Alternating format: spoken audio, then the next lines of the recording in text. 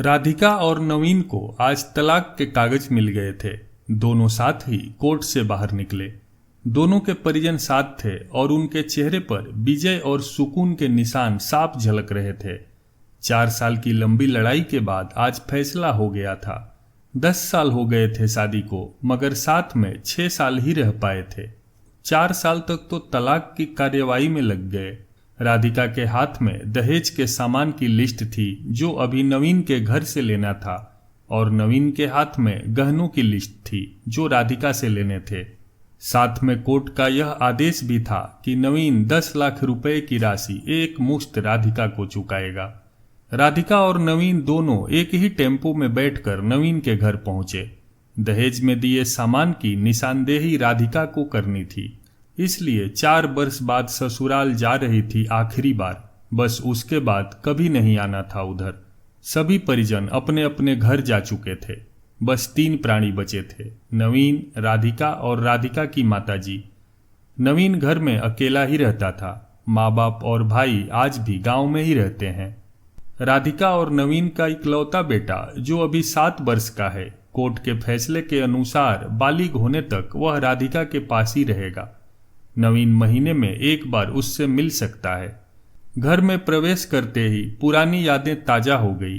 कितनी मेहनत से सजाया था इसको राधिका ने। एक एक चीज में उसकी जान बसी थी। सब कुछ उसकी आंखों के सामने बना था। एक एक ईंट से धीरे धीरे बनते घरोंदों को पूरा होते देखा था उसने। सपनों का घर था उसका। कितनी शिद्दत से नवीन ने उसके सपने को पूरा किया था। नवीन थका हारा सा सोफे पर पसर गया। बोला, ले लो जो कुछ भी चाहिए, मैं तुझे नहीं रोकूंगा। राधिका ने अब गौर से नवीन को देखा। 4 साल में कितना बदल गया है। बालों में सफेदी झांकने लगी है। शरीर पहले से आधा रह गया है। 4 साल में चेहरे की रौनक गायब हो गई है। वह स्टोर रूम की तरफ बढ़ी जहां उसके दहेज का अधिकतर सामान पड़ा था। सामान ओल्ड फैशन का था, इसलिए कबाड़ की तरह स्टोर रूम में डाल दिया था। मिला भी कितना था उसको दहेज। प्रेम विवाह था दोनों का। घर वाले तो मजबूरी में साथ हुए थे।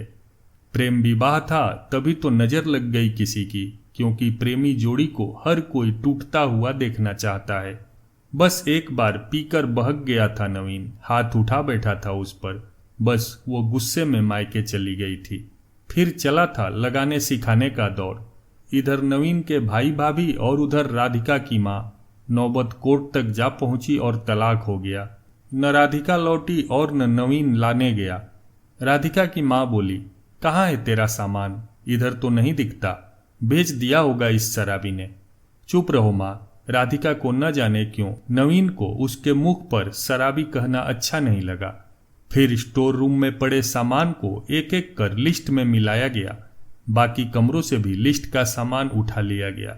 राधिका ने सिर्फ अपना सामान लिया, नवीन के सामान को छुआ भी नहीं।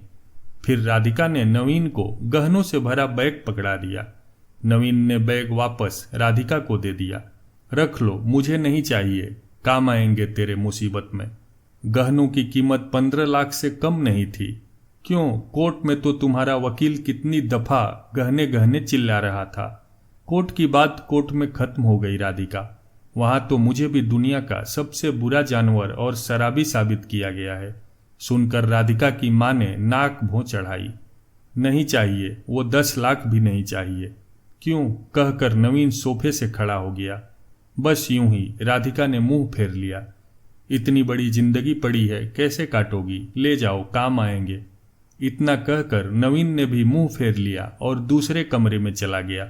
शायद आंखों में कुछ उमड़ा होगा जिसे छुपाना भी जरूरी था। राधिका की माताजी गाड़ी वाले को फोन करने में व्यस्त थी। राधिका को मौका मिल गया। वो नवीन के पीछे उस कमरे में चली गई। वो रो रहा था, अजीब सा मुंह बनाकर, जैसे भीतर के सैलाब को दबाने की जद्दोजहद कर रहा हो।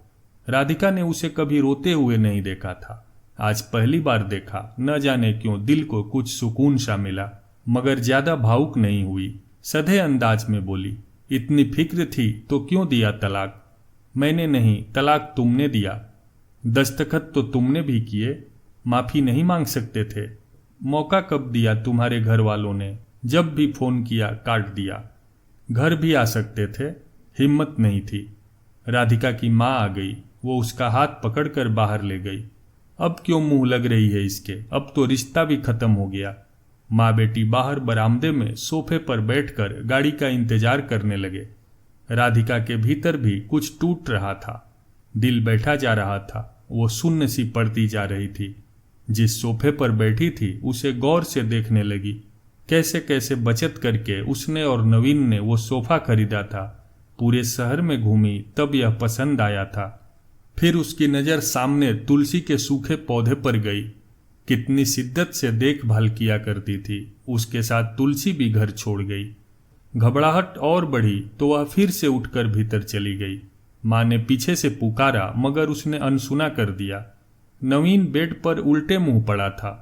एक बार तो उसे दया आई उस पर, मगर वह जानती थी कि अब तो सब कुछ खत्म हो चुका है, इसलिए उसे भावुक नहीं होना है। उसने सरसरी नजर से कमरे को देखा। अस्त व्यस्त हो गया है पूरा कमरा। कहीं कहीं तो मकड़ी के जाले झूल रहे हैं। कितनी नफरत थी उसे मकड़ी के जालों से। फिर उसकी नज़र चारों ओर लगी उन फोटो पर गई जिनमें वो नवीन से लिपट कर मुस्कुरा रही थी। कितने सुनहरे दिन थे वो। इतने में माँ फिर आ गई। हाथ पकड़कर फिर उसे बाहर ले गई। बाहर गाड़ी आ गई थी। सामान गाड़ी में डाला जा रहा था। राधिका सुन बैठी थी। नवीन गाड़ी की आवाज़ सुनकर बाहर आ गया। अचानक नवीन कान पकड़कर घुटनों के बल बैठ गया। बोला, मत जाओ, माफ कर दो। शायद यही वो शब्द थे जिन्हें सुनने के लिए 4 साल से तड़प रही थी। सब्र के सारे बांध एक साथ टूट गए। राधिका ने कोर्ट के फैसले का कागज निकाला और फाड़ दिया, और माँ कुछ कहती उससे पहले ही लिपट गई नवीन से। साथ में दोनों बुरी तरह रोते जा रहे थे। दूर खड़ी राधिका की माँ समझ गई कि कोर्ट का आदेश दिलों के सामने कागज से ज्यादा कुछ नहीं है। काश उनको पहले मिलने दिया होता। दोस्तों, कहानी कैसी लगी कमेंट जरूर कीजिए। साथ ही साथ वीडियो को लाइक करके चैनल को सब्सक्राइब कर दीजिए।